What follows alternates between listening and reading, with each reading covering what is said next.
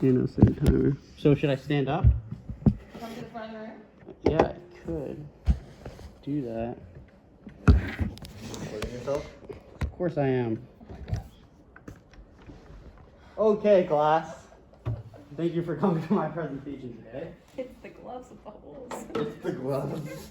Says it for me. I'm gonna get this podium for better presentation. Fanny pack.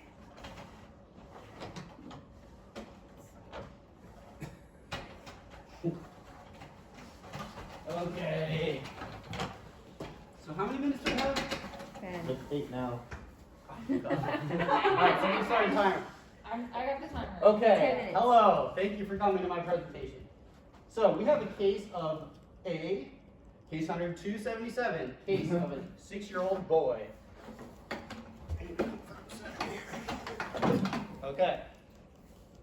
Here we go. So I have no disclosures, except for the fact I'm a YouTube sensation, and I do receive some funding from YouTube.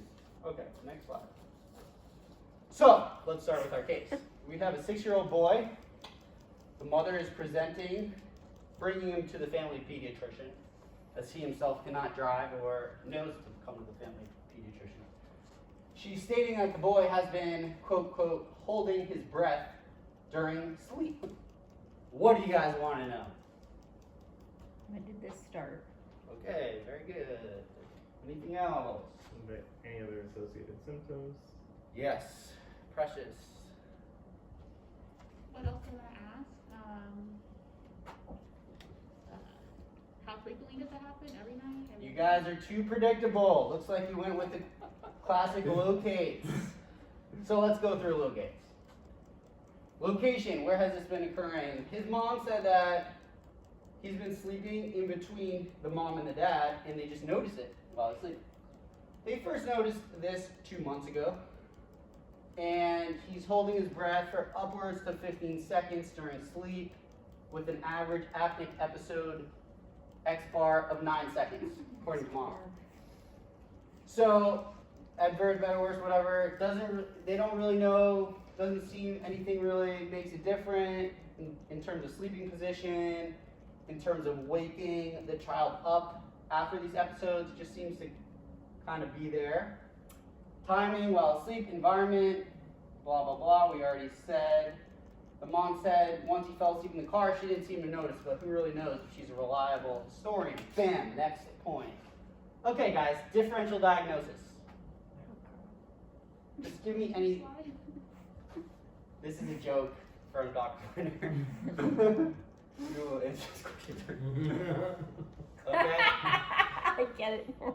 You get it? Because Dr. Winter always used to. We will answer this during lab. Okay, so anyway, anybody have any thoughts about this case? What should we do? What it could be?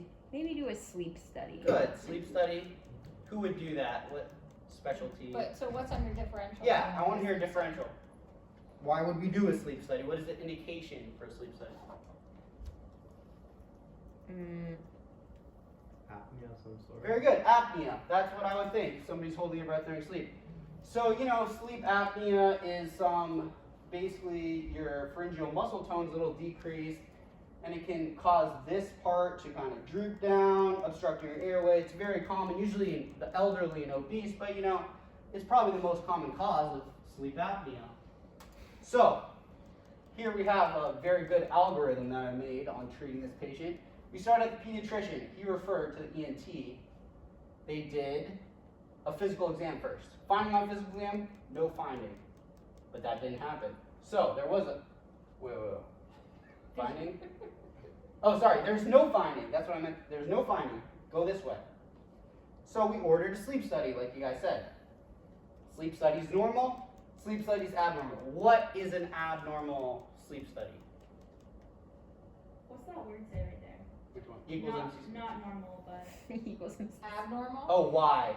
I was going to take X, Y, Z, or Q, but X was that the sleep apnea finding is explained by the physical exam, such as you open their mouth, you see their palatine tonsils are obstructing the airway, something like that. We didn't find that, so we went on to sleep study. We did find a finding in the sleep study, so I want to know What is the finding? That word says abnormal, this one has. Yeah, yes. Yes, sorry. No, it's okay. They stopped breathing. Yes, maybe it was too long for it to be explained by an obstructive mechanism, something like that. So, then, bam, refer to neuro. Now we have to find the lesion. Oh, come on. Where Find could the the lesion lesion. be? Oh, Lord. Oh yeah. In the middle. Yes. Oh, what Anybody? is that? I don't know. I just put medulla gift. Medulla gift. I know. I've I've seen it. definitely seen it. But I know. I have no idea what it's from. Okay, guys. Why? Somebody please humor me here. Why are we thinking the medulla? What is your medulla control? Yeah. Come on, guys. Inspiration, expiration. Yes. It is it's in the hindbrain. It's the lizard brain part. We all breathe. Okay. So this is compliments of Dr. Sayeski. We got the respiratory neural network. Okay. We got the DRG and the VRG. Okay. And basically, anybody want to tell me anatomically where the medulla is located about? Where like spinal level ones? Very good. Well, yeah. C. Exactly. So Pranchi right now is pointing to kind of the back of his head near C1, C2 on the dorsal surface. Okay. At the brainstem level, we're already at the level 12, looking at the sensory and motor decussation. We're in that area. So we want to look at the medulla. How are we going to do this? Yes, Rohan? MRI. MRI. Very good. Here's the findings of the MRI. So, this is going to be hard because you see any findings. I see you. Yeah. You see me, yeah. It was difficult to take this picture as I was reflected. So I'll give you a better picture. Still can't see anything, can you? So I'll give you a better picture. Okay, now I will direct your attention to the cerebellum, the medulla. We got the pons, we got midbrain structures here. Anyway, this cerebellum right here seems to be kind of pushing up. It's a little busy on the medulla structure and the spinal cord. So, we could measure the foramen magnum, we could measure the cerebellar tonsils. So we're going to do all those measurements right now. Here we go. Here's a closer up image. You can see in this cut, you can start to see it. In the other cuts, you can maybe see it better, but this one you can see from my picture the easiest. So, what are we going to think about in terms of now diagnosis? Can you think of a diagnosis? And what do we do with the patient? QR1. Very good. Which is defined as? Yes. So this is brought to you by the High Yield Recess First Aid right here. Are we going to call this carry 1 or 2? 1, probably 1, right? Probably 1. Asymptomatic, fits the picture there. He didn't have any other symptoms, but most would present with headache and cerebral symptoms. Why do you get a headache in this case? Anybody? If you're not breathing sometimes, so That could cause a headache, yeah. Also, just mass effect in general, the Kelly-Monroe doctrine does state that the head only has so much space, so if you have all that compression, bam, headache. So, what are we going to do? We're going to make some room for these tonsils and medulla and all this stuff. So we're going to go ahead and take out, we're going to go with this part. We're going to start with the posterior approach right here.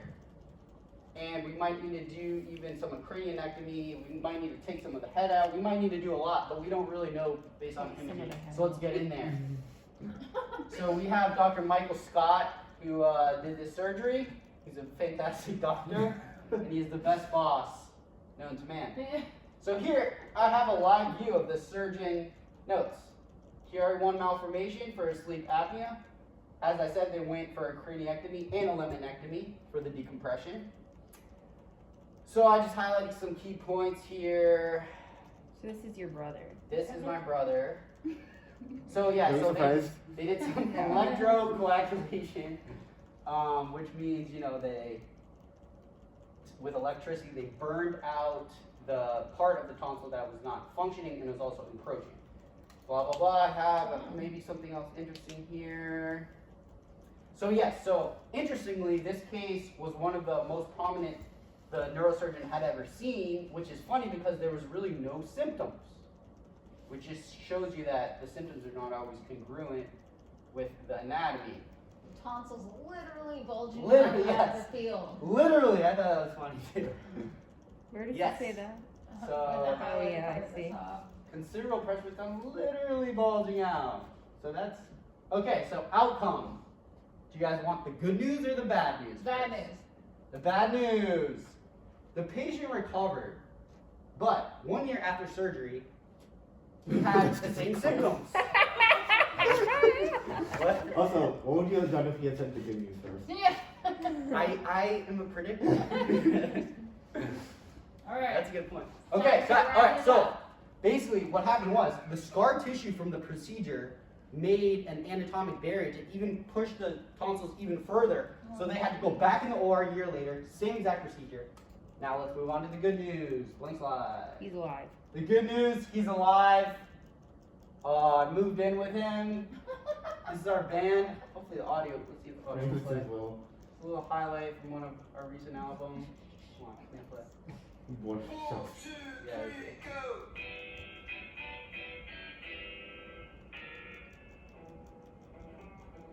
So that's the good news. Here's the ugly, the good, the bad, and the ugly. So this is his scar, pretty cool, as you can see. So yeah, C1, C2. So you know you do that whole procedure. Interesting wrap-ups. Family history of back pain. I have myself had a laminectomy. You think was my mom, you know, not eating leafy vegetables? Was she taking Don't blame your carbamazepine? mother. Valproic acid? I don't know, because I don't know, but she denies. Okay. Thank you. Incredible.